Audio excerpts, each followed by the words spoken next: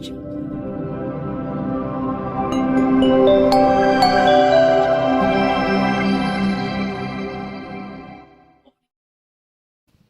saya muliakan Buddha, Dhamma dan Sangha,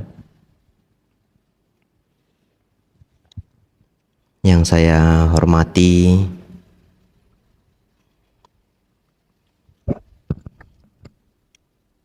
Kepala Wihara Bante Subapanyo Mahatera, turut hadir juga Atta Silani Tiraknandi, Bapak Ibu Saudara serta yang berbahagia pemimpin puja bakti, para Romo Ramani dan saudara-saudari semuanya, selamat malam, Namo Buddhaya. Bapak Ibu Saudara, ini kali pertama saya kemari ya. Kali pertama saya ke Balikpapan. Tak kenal maka tak akrab. Mungkin Bapak Ibu banyak yang belum kenal saya. Kemarin saya di Samarinda, umatnya banyak yang bilang, ini Bante siapa? Tahu-tahu muncul sudah 5 wasa. Karena mereka nanya, Bante berapa wasa? Jadi banyak yang belum pernah ketemu saya, ini Bantenya ini siapa? Kalau tahu-tahu muncul kan biasanya wasa 1, wasa 2 ya, datang ke Balikpapan, tahu-tahu Bantenya wasa 5. Ya, nama saya Biku Abijato, sepertinya tadi ada di share ya. Saat ini saya tinggal di Wihara Mendut. Kemarin lama tinggal di Wat Bowon di Thailand.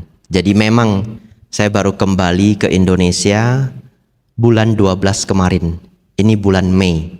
Jadi baru sekitar 5 bulan. Bapak Ibu Saudara, bahagia sekali saya di sini. Tadi saya kagum sekali melihat Buddha rupangnya besar sekali. Bapak Ibu barangkali sudah setiap hari melihat, jadi merasa biasa.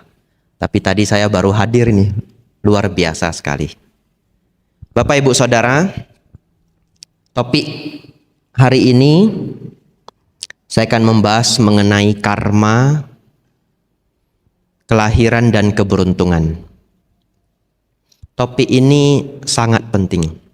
Bahkan kalau seseorang tidak paham hukum karma atau tidak punya sadha, keyakinan pada kelahiran kembali, nanti Bapak Ibu boleh renungkan sendiri. Semua ajaran Dhamma Sang Buddha yang lainnya runtuh semua. Runtuh semua. Ya, jadi kalau orang tidak percaya hukum karma, tidak percaya punarbawa, punarbawa bahasa Pali artinya kelahiran kembali. Seseorang tidak yakin hukum karma, tidak yakin punarbawa, ajaran Buddha runtuh semua. Kenapa? Coba. Kalau seseorang tidak yakin ada hukum karma, untuk apa merawat sila? Betul ya? Untuk apa capek-capek merawat sila? Nggak usah dah. Nggak ada itu hukum karma. Kalau seseorang tidak yakin ada kelahiran kembali, untuk apa berbuat baik ya? Menabung kebajikan, toh nanti sudah mati, sudah ndak ada. Oleh karena itu orang yang tidak memahami dua hal ini, sulit memahami ajaran Buddha yang lainnya. Oleh karena itu mari hari ini kita memahami, dimulai dari bagaimana sesungguhnya hukum karma.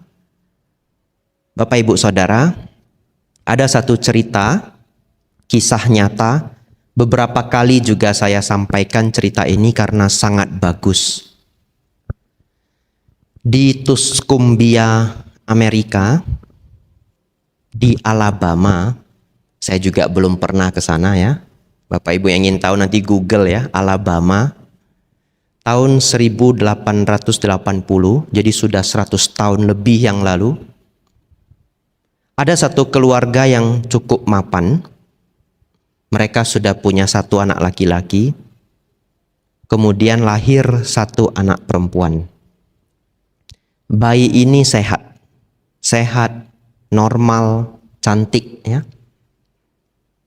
Kemudian anak bayi ini tumbuh besar. Namun, ketika dia berusia 19 bulan, dia sakit. Dia terkena penyakit yang dokter juga tidak tahu apa penyakit itu. Kemudian anak perempuan ini umur 19 bulan menjadi buta dan tuli. Menjadi buta dan tuli. Jadi permasalahan muncul. Tentu keluarganya sangat sedih. Tetapi ada satu permasalahan muncul. Mereka tetap merawat anak ini dengan baik, dengan kasih sayang yang luar biasa, karena anak sendiri. Tidak ada orang tua yang membuang anaknya kalau anaknya sakit, ya. Nah, mereka merawat dengan penuh kasih sayang.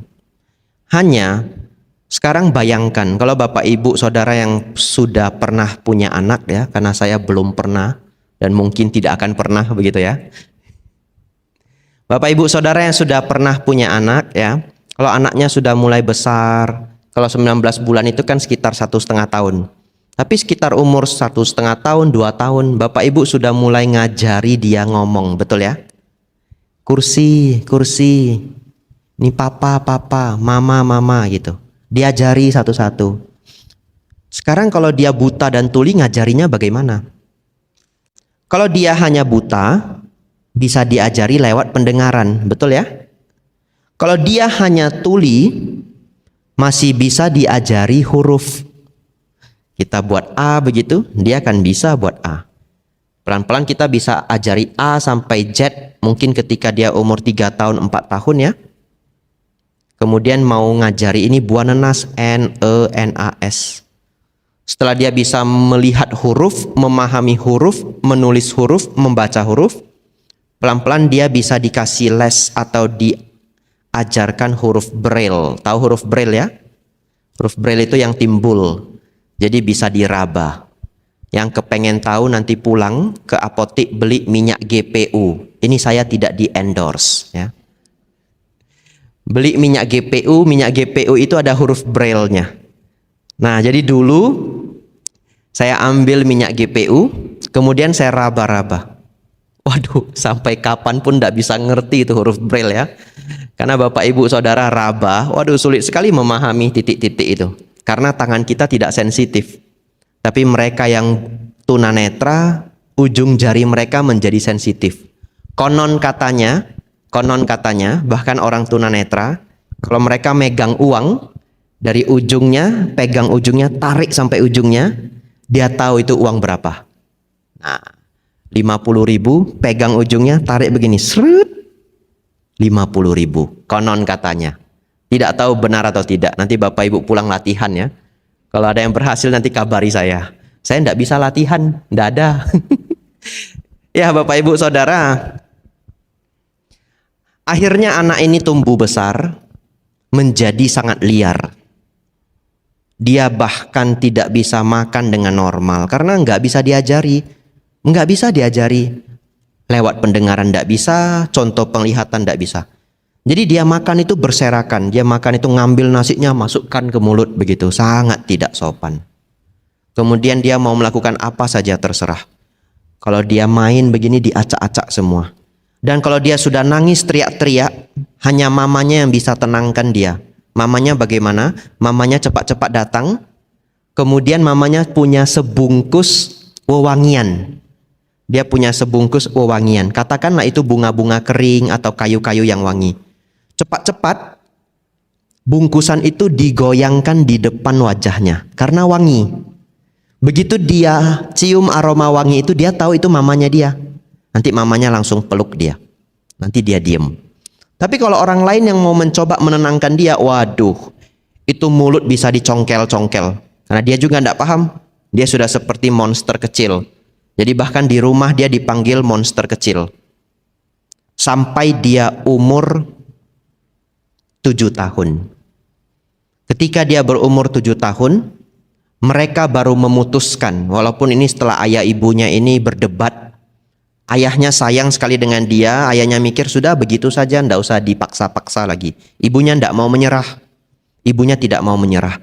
Saya ingin anak saya punya harapan. Saya tidak ingin anak saya seperti ini saja. Ibunya cari kemana-mana guru yang bisa mengajari dia. Akhirnya umur 7 tahun ibunya mengundang seorang guru namanya Anne Sullivan. Namanya Anne Sullivan. Nama anak ini adalah Helen Keller, sangat terkenal. Barangkali Bapak Ibu beberapa sudah pernah mendengar. Helen Keller. Nah, umur 7 tahun baru didatangkan seorang guru namanya Anne Sullivan. Singkat cerita, setelah melakukan beberapa trial and error ya, berbagai cara, akhirnya Anne Sullivan ini mau mencoba satu metode. Pertama, dia ingin agar anak ini jadi sopan dan rapi. Tapi sulit, karena dia sudah tidak terbiasa. Akhirnya dia minta, saya mau tinggal dengan anak ini satu gedung gitu, satu ruangan. Orang tua jangan ganggu. Kenapa orang tua jangan ganggu? Orang tuanya nggak akan tega melihat ketika anaknya itu mau dididik. Wah, ayahnya ndak mau, tapi ibunya mau. Akhirnya mereka setelah sepakat, akhirnya dilakukan juga. Anne Sullivan tinggal berdua dengan Helen Keller di satu gedung yang berbeda, satu kamar kecil yang berbeda. Di sana, Helen Keller itu benar-benar dididik. Jadi kalau dia mau makan, dia mau comot makanannya begini ya, langsung dilarang, tangannya ditahan di bawah, dikasih sendok. Kasih sendok, sendoknya dia buang, puang, diambil lagi, ambil sendok. Diulang dari pagi sampai malam. Pokoknya kalau dia nggak mau pegang sendok itu ya dia nggak makan-makan. Tapi dia tahu di depan ada makanan karena tercium, karena terpegang. Akhirnya dia mengalah juga. Namanya anak-anak lapar ya. Pagi sampai malam sudah dibegitukan, dia mengalah juga. Dia mau pakai sendok. Pelan-pelan sendok ini dipaksa dipegang keras-keras ya. Kemudian makanannya itu sambil dipaksa pelan-pelan dia masukkan ke mulut. Tapi dia sampai jahat, dia sebelum masukkan ke mulut dia lempar ke muka gurunya, lempar asal-asalan. Tapi ulang, akhirnya bisa. Intinya pelajaran pertama membuat anak ini jadi sopan, jadi lebih rapi, berhasil. Dia mulai tenang, mulai kalem. Tantangan yang kedua, bagaimana ngajari dia baca? Betul ya? Ini gimana ngajari dia baca? Huruf Braille dia bisa nyentuh, tapi gimana ngasih tahu kalau 2 titik artinya B, 2 titik artinya C? Gimana ngasih taunya? Dia ndak bisa lihat, dia ndak bisa dengar, nggak ada inputnya.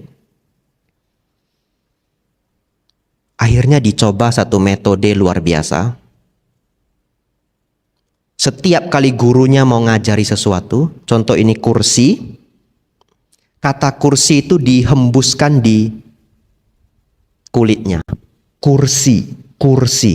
Jadi ini hembusan angin ini ada rasanya. Kursi ya. Nanti pulang coba sendiri ya. Kursi, kata Bante ada rasanya begitu ya. Dicoba, satu-satu kata dicoba, berbulan-bulan tidak berhasil. Tapi satu ketika dia menyentuh air di depan tempat sumur yang pakai ungkit itu, sumur ungkit ya, tidak tahu namanya apa di sini. Kemudian air itu keluar, anak ini diajari kata pertama water, yang artinya air. Dan itu kali pertama dia bisa mengulang water, karena dia bisa bicara. Betul ya? Dia tidak bisu, tapi tentu suaranya tidak bagus. Water. Dan itu kali pertama dia bisa diberi input. Guru, orang tua, satu keluarga semua terkejut luar biasa. Sejak hari itu, dia mulai diajari input. Kemudian dia pegang kunci. Setiap dia pegang sesuatu, dia cepat-cepat ngasih tangan ke gurunya. Anak ini cerdas. Jadi anak ini cerdas, dia hanya cacat saja. Dia pegang buku, cepat-cepat dia cari gurunya atau mamanya, dia kasih tangan. Nanti dia ajari, buku. Satu-satu, hari ke hari, dia mulai mengenal ini semua. Benda-benda dan namanya. Kemudian, sudah mulai bisa diajari sign language, bahasa isyarat. Ini ada bahasa isyarat, pernah tahu ya? Nah, bahasa isyarat ini bagaimana ngajarinya? Gurunya buat bentukan tangan, kemudian dia memegang. Jadi digenggam. Kemudian tangan dia itu diatur sampai mirip dengan yang tadi dibuat oleh gurunya. Pelan-pelan, pelan-pelan, pelan-pelan dia bisa bahasa isyarat. Sangat luar biasa. Kisah nyata. Nama anak ini Helen Keller. Nah, Bapak Ibu Saudara, kita berhenti sebentar. Kita bahas hukum karma. Bapak Ibu Saudara, hukum karma, kalau kita bertanya kenapa Helen Keller ini bisa sakit umur 19 bulan, kenapa dunia begitu tidak adil, inilah cara bekerja hukum karma. Kalau seseorang pernah berbuat buruk di kehidupan yang lampau, maka di kehidupan ini dia akan merasakan buahnya atau akibatnya. Tapi hari ini yang ingin saya tekankan, bahwa nasib seseorang itu tidak hanya ditentukan oleh karma lampau. Tapi saya akan bahas mengenai karma lampau dulu. Karma lampau yang menjadikan kita lahir seperti ini hari ini, lahir di kota apa, wajah seperti apa, itu adalah hal yang memang tidak bisa kita ubah lagi. Ya, itu yang kita bawa dari kehidupan yang lampau. Seperti pada Helen Keller ini. Nah, saya lanjut dulu ceritanya, saya pikir nanti kita bahas lagi mengenai karma agar komplit. Kemudian Bapak Ibu Saudara, Helen Keller ini setelah dia bisa huruf Braille, bisa tulis, dia sekolah. Dia bisa ikut sekolah, tapi gurunya selalu nemani. Setelah dia tamat sekolah, dia mendaftar ke universitas umum, bukan universitas untuk blind and deaf ya. Kalau di Amerika itu ada blind and deaf school, itu sekolah untuk buta dan tuli, atau sekolah untuk orang tuli saja juga ada. Bahkan universitas-universitas top dari Yale University yang khusus untuk orang yang tunarungu itu juga ada. Tapi dia tidak gabung ke sekolah seperti itu. Dia masuk sekolah umum. Dan luar biasanya Bapak Ibu mungkin terkejut, dia berhasil masuk Radcliffe College, Harvard University. Salah satu universitas terbaik di dunia. Tapi Bapak Ibu barangkali bingung, ini belajarnya gimana dia? Betul ya? Belajarnya gimana? Dia harus selalu diikuti gurunya, Anne Sullivan. Jadi Bapak Ibu Saudara, gurunya ini akhirnya menjadi temannya, menjadi teman hidupnya sampai gurunya meninggal. Selalu di sisinya. Gurunya juga tidak menikah. Nah, setiap dosen mengajar, nanti gurunya itu akan memberi sign language ya, dalam bentuk-bentuk jari dan tangan ini ditempelkan ke punggungnya. Jadi ibaratnya kalau di sini ya, sambil dosen mengajar, gurunya itu kasih sign di sini. Sebenarnya ada video YouTube-nya, tapi tidak saya siapkan. Nanti yang penasaran tulis sendiri di Google Helen Keller, L-nya 2. Nah, di situ dia belajar. Dan akhirnya dia lulus dari universitas. Tidak hanya lulus, dia sangat berprestasi. Dia buat banyak buku, banyak pidato sepanjang hidupnya, dan juga banyak tulisan-tulisan ilmiah. Akhirnya dia jadi seorang pengacara pelindung hak asasi manusia. Dan sepanjang hidupnya dia diundang untuk acara sangat besar, bahkan bertemu presiden-presiden dunia di 35 negara.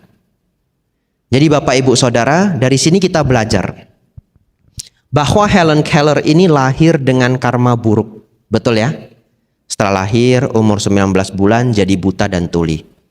Tapi nasib kehidupan seseorang itu tidak hanya ditentukan oleh karma buruk masa lampau. Karena nasib itu adalah perpaduan. Jadi hari ini kita harus belajar nasib itu adalah perpaduan antara kehidupan lampau, karma kehidupan lampau, dan karma kehidupan ini. Karma itu artinya sesuatu yang sengaja kita lakukan melalui pikiran, ucapan, dan perbuatan. Yang sengaja dilakukan melalui pikiran, ucapan, dan perbuatan. Nah, yang sengaja dilakukan itulah membuahkan karma di masa yang akan datang. Nah, apa contoh karma atau buah karma di masa lampau yang sudah tidak bisa kita ubah? contoh wajah. Kita lahir wajahnya begini, betul ya? Kalau kita bisa atur ini, wah mungkin saya aturnya ini wajahnya Jay Chou gitu ya. Atau wajahnya pilih kayak Andy Lau begitu. Tapi saya dapat wajah begini. Tapi jadi biku tidak ganteng-ganteng sekali, bagus juga begitu ya. Tidak repot ya. Kalau biku terlalu ganteng susah. Nanti sering dichat, Bante sudah makan. Wah ribet saya. Kemudian kita lahir sehat atau tidak, itu berhubungan dengan karma lampau. Ada orang mungkin kurang beruntung, lahir organ tubuhnya ada yang cacat. Kemudian kita lahir di kota mana, lahir di negara mana, ibu ayah kita siapa, tidak bisa request, betul ya? Tidak bisa request. Saya dulu juga bingung, kenapa saya lahir di kota Medan, lahir di Pulau Sumatera, padahal dunia seluas ini. Saya benar-benar heran. Lahir jadi minoritas, kemudian agama saya 0,7% saja. Agama Buddha cuma 0,7% di Indonesia. Saya di Thailand sering ditanya, Tan Kap, di Indonesia, Chao Put miกี่%? Itu bahasa Thainya. Auso, kalau yang lebih senior ya, Auso itu artinya sahabat. Biku senior manggil biku junior. Auso, di Indonesia itu umat Buddha ada berapa persen? Saya jawab gurunya, 0,7%. Mereka pasti terkejut. 0,7%. Karena di Thailand agama Buddha itu 90%. Orang Thai itu 80 juta jiwa. Jadi kalau kita ke Thailand itu terbalik. Kalau di Indonesia susah cari biku, susah ketemu wihara, betul ya? Tapi kalau ke Thailand setiap sudut ada biku. Kalau pagi-pagi ke pasar biku di mana-mana karena pindah patah. Kemudian kalau kita ke Thailand itu hampir setiap jalan itu ada wihara. Nah, jadi ada memang buah karma lampau yang sudah tidak bisa kita ubah. Tidak bisa lagi kita ubah, kita lahir sudah begini. Tetapi nasib seseorang tidak hanya berhubungan dengan karma kehidupan lampau. Juga ada karma kehidupan ini. Dan karma kehidupan ini sangat penting. Itu yang menentukan nasib Bapak Ibu Saudara di masa yang akan datang. Jadi apa yang kita lakukan hari ini menentukan yang akan datang. Jadi oleh karena itu kadang ada orang yang mungkin dalam kehidupannya dia kurang sukses. Dia lahir di keluarga yang kurang mapan. Tapi dia terus menyalahkan karmanya. Ini karma lampau saya, karma lampau saya. Tapi dia tidak mau mengubah yang hari ini, maka dia tidak bisa kemana-mana. Dia akan terperangkap dalam kesulitan itu terus. Tapi sebaliknya sesungguhnya, coba kita renungkan bersama. Kalau ada seorang anak terlahir cerdas, IQ-nya lumayan tinggi, itu karma masa lampau, betul? Terlahir cerdas, tidak terlahir cerdas itu masa lampau, tidak bisa request.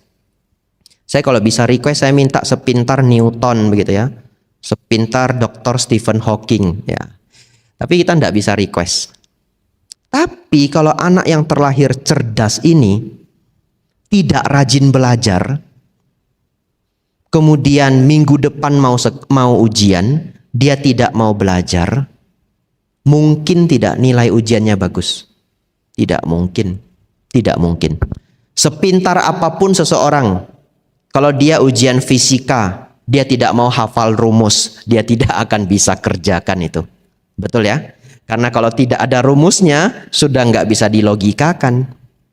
Sepintar apapun seseorang ya, kalau dia ujian, misalkan matematika, dia tidak mau ngerti hukum dasar aljabar misalkan. Wah, dia bingung sekolah, bingung semua waktu dia ujian. Nah, dia terlahir pintar, itu adalah buah karma lampau. Tapi hari ini dia mau belajar atau tidak, itu adalah karma kehidupan ini. Bapak Ibu Saudara, kalau Bapak Ibu ingin punya kehidupan yang baik, perlu perpaduan dua ini. Yang lampau dan yang saat ini. Tapi karena yang lampau sudah tidak bisa kita ubah, maka kita fokusnya yang saat ini. Yang saat inilah yang menjadi yang terpenting. Satu cerita lagi. Mengenai Punarbawa, kelahiran kembali. Ada seorang doktor, namanya adalah Ian Stevenson. Sangat terkenal sebenarnya di dunia Buddhis. Barangkali atas Silani pasti pernah mendengar Ian Stevenson. Nah, Dr. Ian Stevenson ini sangat tertarik dengan penelitian mengenai past life atau kehidupan lampau. Kenapa demikian? Dia seorang psikolog. Selama dia menjadi psikolog, dia sering mendapatkan pasien anak-anak yang bermasalah. Karena kalau di negara modern, anak-anak kalau lambat belajar atau lambat ngomong atau hiperaktif, autis, mereka akan bawa ke psikolog. Ternyata Dr. Ian Stevenson sepanjang hidup beliau, sepanjang beliau menjadi psikolog, beliau sering ketemu anak-anak yang mengaku masih ingat apa kehidupan lampaunya. Jadi bahkan ada seorang anak namanya Barbara, dia datang dia ngomong, saya bukan Barbara, nama saya N. Ini orang tua ini bukan orang tua saya tidak tahu mereka siapa. Jadi Bapak Ibu Saudara, kalau hari ini Bapak Ibu tidak bisa mengingat kehidupan lampau Bapak Ibu, bersyukurlah. Karena kalau Bapak Ibu masih ingat, waktu tiba-tiba sudah umur 2-3 tahun, lihat orang tuanya, kita jadi bilang, kamu bukan mama saya. Seingat saya kamu bukan mama saya. Wah, berabe ya. Nah, ada seorang anak. Nah, Dr. Ian Stevenson selama melakukan penelitian, ada satu kasus yang unik. Walaupun sepanjang hidupnya, dia merekam 25.000 kasus. Dan dia menulis beberapa buku yang akhirnya menjadi cukup terkenal. Tapi dari begitu banyak kasus, ada satu kasus yang mereka teliti dengan sangat serius. Anak ini namanya adalah James Leininger. Dia lahir di Louisiana. Anak ini normal. Anak laki-laki ini normal. Dan ayahnya itu adalah seorang evangelist Christian. Saya tidak tahu apa itu evangelist Christian. Nanti Bapak Ibu silahkan cek di Google. Tapi kalau saya tidak salah, itu adalah Kristen Protestan. Tentu dalam ajaran Kristen tidak ada reinkarnasi, betul ya? Tidak ada reinkarnasi. Tapi anak ini ketika umur 2 tahun, dia ngotot cerita ke papa mamanya kalau dia itu dulu adalah pilot yang ikut perang dunia kedua. Pilot Amerika yang tertembak oleh Jepang kemudian jatuh meninggal di laut. Dia ngotot cerita itu. Orang tuanya mikir dia cuma berfantasi. Jadi ya sudah dibiarkan saja, namanya anak-anak ya. Coba Bapak Ibu bayangkan, Bapak Ibu punya anak tiba-tiba umur 2 tahun. Papa, dulu itu saya lahir di Norwegia. Ya, ini anak ya nonton TV kebanyakan. Mamanya paling nanya, apa itu kamu buka YouTube kasih anakmu lihat apa, begitu ya. Kenapa dia asik-asik ngaku dia itu dulu lahir di Norwegia, dulu dia tinggal di Norwegia, misalkan begitu. Jadi James Leininger ini umur 2 tahun terus mengaku-ngaku kalau dulu dia seorang pilot. Akhirnya setiap hari anak ini menceritakan detail-detail tentang Perang Dunia Kedua. Dia cerita kalau dulu itu dia itu pesawatnya itu diterbangkan dari Natoma. Nama kapalnya adalah Natoma. Kemudian pesawatnya bagaimana? Dia ketika menjadi tentara bagaimana? Kemudian dia cerita ketika dia menjadi tentara, nama dia adalah James Houston. Jadi sama-sama James. Unik ya? Saat ini dia umur 2 tahun, namanya adalah James Leininger. Tapi dulu ketika dia tentara, namanya adalah James Houston. Sama-sama James. Pelan-pelan dia cerita makin detail. Papanya mulai curiga. Bagaimana anak sekecil ini setiap hari nontonnya kartun, tapi bisa tahu detail-detail Perang Dunia Kedua. Padahal itu jaraknya 50 tahun yang lalu. Dari umur eksistensi anak ini. Akhirnya papanya sudah terlalu curiga, papanya cek di internet. Natoma yang sering dia ceritakan. Ternyata memang ketika Jepang mau menyerang Hiroshima, mereka punya 2 tempat lepas landas pesawat. Salah satunya namanya adalah US Natoma USS. Papanya langsung terkejut luar biasa. Kemudian orang tuanya membawa James ini ke psikolog. Beruntung pula psikolog ini cerdas. Psikolog ini minta anak ini untuk gambar pesawat. Karena dia ngaku dia adalah pilot, betul ya? Diminta untuk gambar pesawat. Setelah dia gambar pesawat, psikolognya minta, coba kamu jelaskan spare part pesawat. Coba ini saya tes. Ada yang tahu bahan bakar pesawat? Aftur ya. Itu tidak semua orang tahu loh, jangankan spare part ya. Bahan bakarnya saja tidak semua orang tahu. Bahan bakar pesawat itu bensol atau aftur. Tapi anak ini umur 2 tahun lebih, dia jelaskan ini loh namanya ini, spare part bagian ini namanya ini, bagian ini namanya ini. Dari situ psikolognya sadar bahwa ini kasus spesial. Kemudian dilacak, mereka mulai serius melacak, ada ndak tentara namanya James Houston. Dan semuanya ketemu. Semuanya ketemu. Bahkan teman dari James Houston masih hidup. Namanya saya catat. Jack Larson. Jadi temannya sudah tua. Sebenarnya ada fotonya. Foto anak kecil ini difoto bareng sama temannya yang sudah tua. Namanya Jack Larson. Nah, jadi akhirnya orang tuanya yang walaupun Kristen Protestan, yang tidak percaya dengan reinkarnasi, mau tidak mau, karena itu anaknya sendiri, kasus itu sudah diteliti, mau tidak mau akhirnya menerima bahwa iya, ada kelahiran kembali. Betul ya? Mau tidak mau diterima, wah ini sudah kasus yang benar-benar real. Kemudian anak ini setelah dipertemukan dengan Jack Larson, akhirnya mereka sepakat membawa anak ini ke tempat dulu dia meninggal. Mereka naik kapal ke tengah laut ya tidak pas mungkin ya karena laut itu luasnya luar biasa. Tapi di daerah Natoma, kapal Natoma yang dulu dia ungkapkan itu, dia bawa bunga. Ada videonya sebenarnya, cukup sedih juga videonya. Jadi dia bawa bunga, dia lempar ke laut, lalu dia bilang, "Goodbye James Houston." Padahal itu dirinya sendiri ya. Padahal itu dirinya sendiri. Dia sebar bunga ke laut, padahal itu dirinya sendiri. Kemudian anak itu masih kecil, ada videonya. Dia buat gerakan seperti ini, dia bilang salute to James Houston, memberi salut kepada James Houston. Lalu setelah itu videonya habis. Jadi itu adalah eksperimen, satu studi, satu pelajaran grup tim dari Ian Stevenson. Walaupun Dr. Ian Stevenson sekarang sudah meninggal, tapi ini murid-muridnya melanjutkan penelitian ini. Ini salah satu kisah yang paling bagus ya, yang tertangkap di zaman ini mengenai bukti reinkarnasi. Bapak Ibu Saudara, kita sangat beruntung. Menurut saya, kita sangat beruntung. Kalau kita memahami hukum karma itu sangat sederhana Bapak Ibu. Kalau kita memberi kebahagiaan, kebahagiaan akan kembali pada kita. Ya.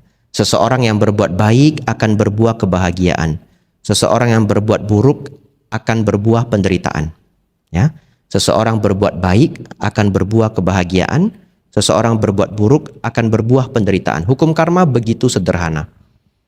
Kita memahami itu rahasia alam. Coba bayangkan kalau dulu Helen Keller itu paham hukum karma. Hari ini dia tidak terlahir buta tuli, betul ya? Dia tidak menjadi sakit. Karena dia pasti akan dengan hati-hati merawat sila. Kemudian kita beruntung Bapak Ibu. Kita paham bahwa ada kelahiran kembali. Dengan kita paham ada kelahiran kembali, hidup kita menjadi hati-hati. Kita mau merawat sila, mau berbuat kebajikan. Bapak Ibu hari ini mau datang ke wihara belajar dhamma, agar Bapak Ibu bahagia di kelahiran ini, bahagia di kehidupan ini, bahagia lagi di kehidupan yang akan datang. Satu ketika ada seorang Brahmana datang mencari Sang Buddha. Kemudian dia bertanya ke Sang Buddha. Pertanyaannya bagus sekali. Sang Buddha, jadi dia bukan Buddhis. Jadi dia tidak panggil Sang Buddha dengan sebutan Bhante. Jadi kalau kita baca sutta, yang manggil Bhante itu hanya umat Buddha. Tapi dia bukan umat Buddha. Dia hanya Brahmana yang ingin ketemu Sang Buddha. Jadi dia panggil Sang Buddha dengan sebutan Samana Gotama. Dia menghadap Sang Buddha, dia kemudian bertanya, "Samana, Anda mengajarkan mengenai hukum karma. Tapi bagaimana kita tahu hukum karma itu benar atau tidak? Bagaimana kalau setelah saya berbuat banyak kebajikan ternyata kelahiran yang akan datang itu tidak ada? Bagaimana?" Nah, dia agak skeptis ya, tidak gampang percayaan. Sebenarnya salahnya dia ya, karena dia tidak bisa melihat kehidupan lampau.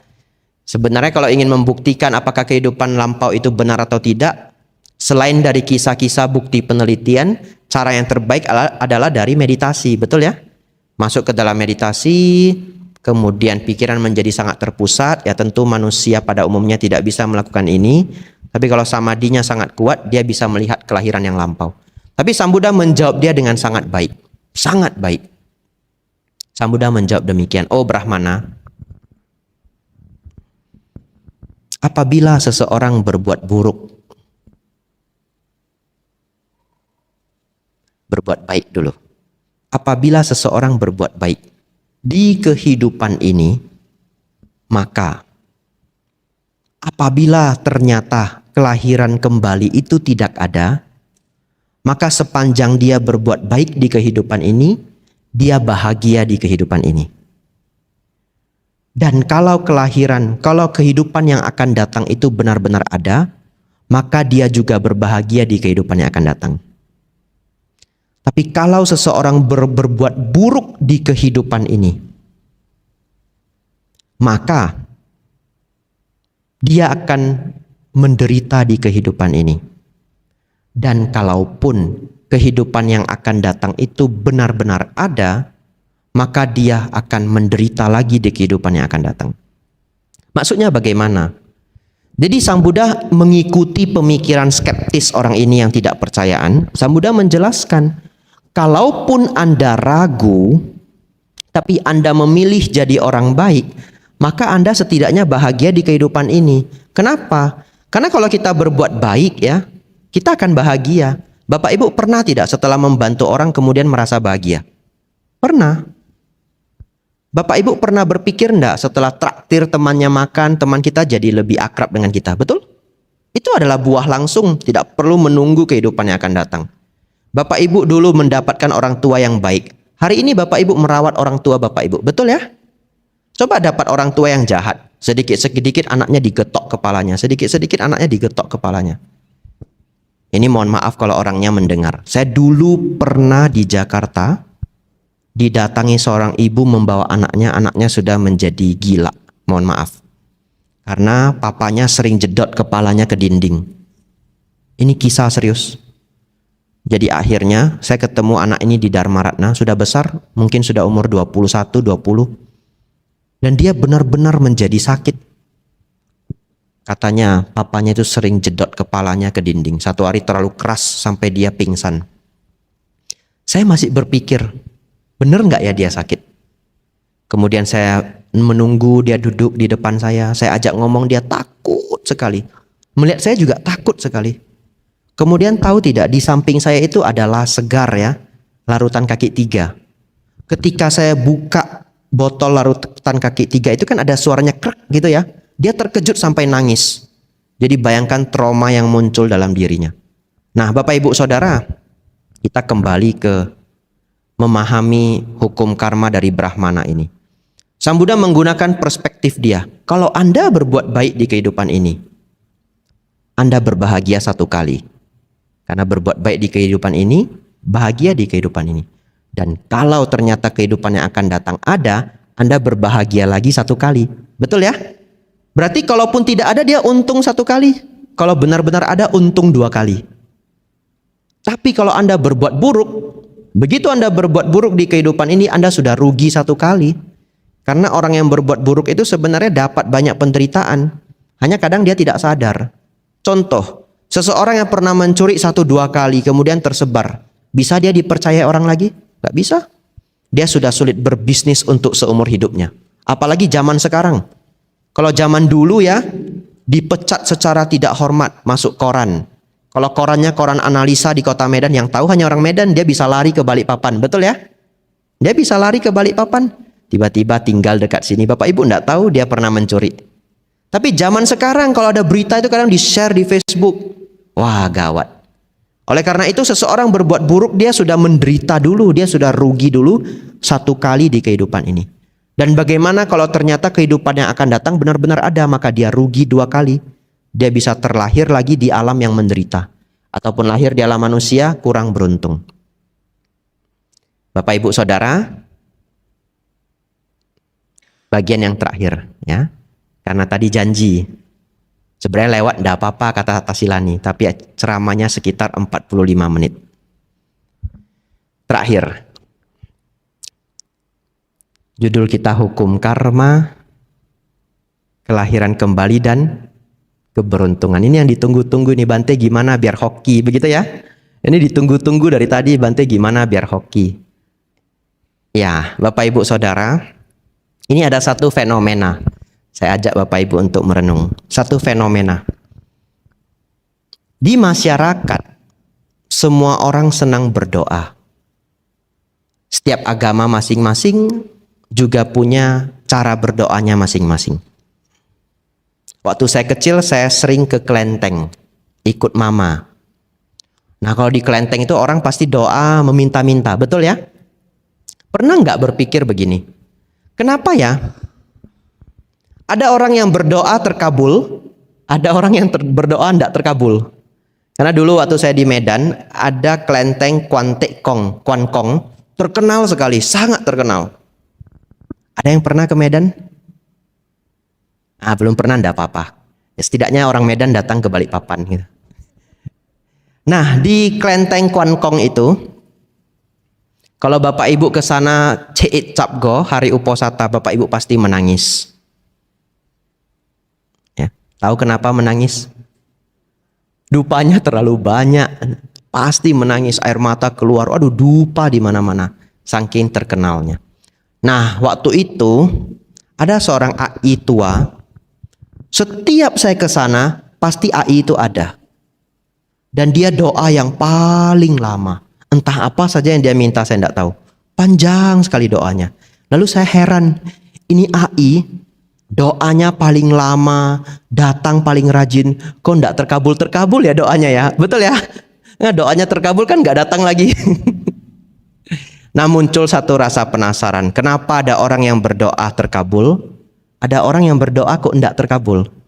Karena sebenarnya Bapak Ibu Saudara, ketika seseorang itu berdoa, sesungguhnya dia meletakkan perhatian pikiran dia untuk memfokuskan pada harapan atau aspirasi keinginannya. Dan ini mematangkan karma baik kita yang ada untuk memunculkan harapan kita. Bahasa sederhananya adalah ketika seseorang berdoa, kalau dia punya kebajikan kehidupan lampau, dia punya karma baik lampau. Lampau itu tidak harus kehidupan yang lalu ya. 5 tahun yang lalu juga lampau. 10 tahun yang lalu juga lampau. Jadi kalau dia punya karma baik lampau yang cukup, maka doa dia akan terkabul. Akan terkondisi untuk muncul. Tapi kalau seseorang tidak punya banyak kebajikan, dia berdoa dengan susah payah pun tidak bisa terwujud. Kenapa? Karena nggak ada karma baik.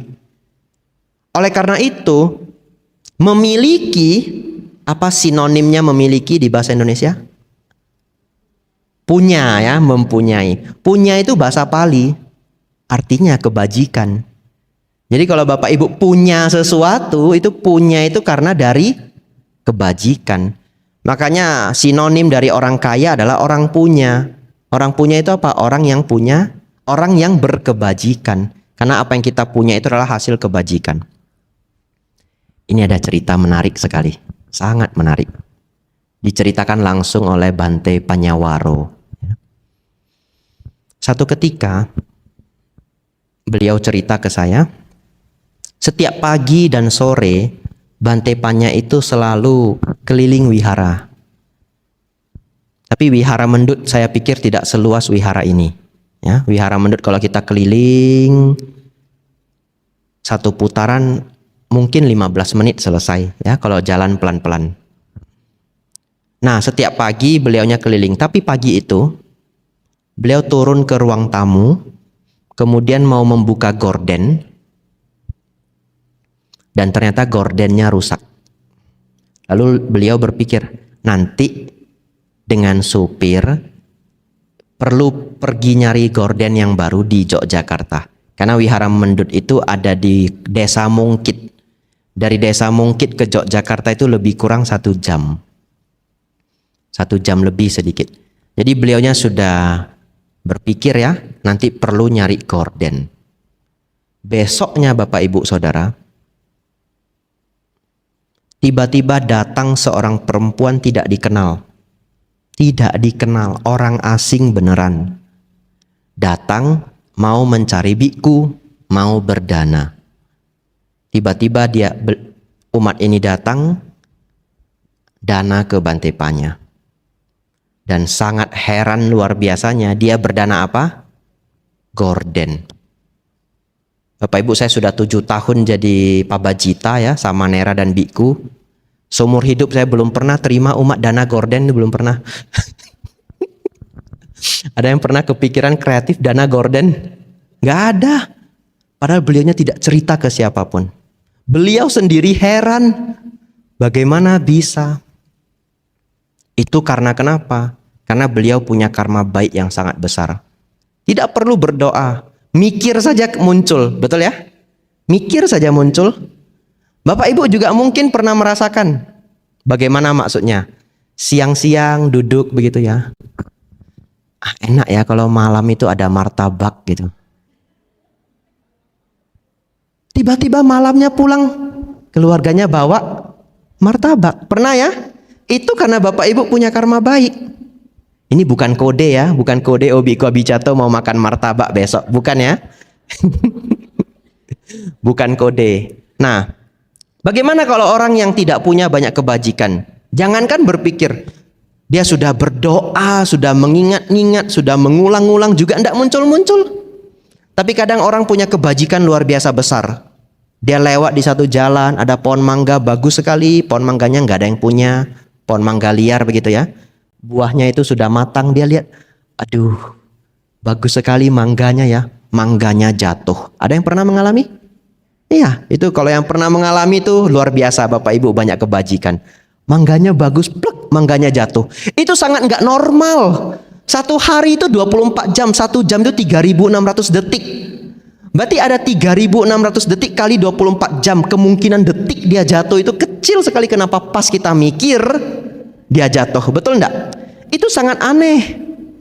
Bapak Ibu Saudara, dari perenungan ini kita jadi tahu, kalau seseorang punya banyak kebajikan, maka harapan-harapan dia itu sering terkabul. 1 minggu yang lalu, saya tiba-tiba malam-malam begini, ya, saya tidak ada kelas dhamma, saya merenung begini.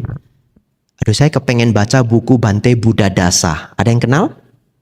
Tidak ada yang kenal ya? Ya, sedikit orang mungkin tahu Bante Buddha Dasa, seorang biku yang sangat terkenal di Thailand. Jadi saya kepikiran ingin baca buku Bante Buddha Dasa. Saya baru kepikiran begini, oh besok saya hubungi teman saya yang di Thailand.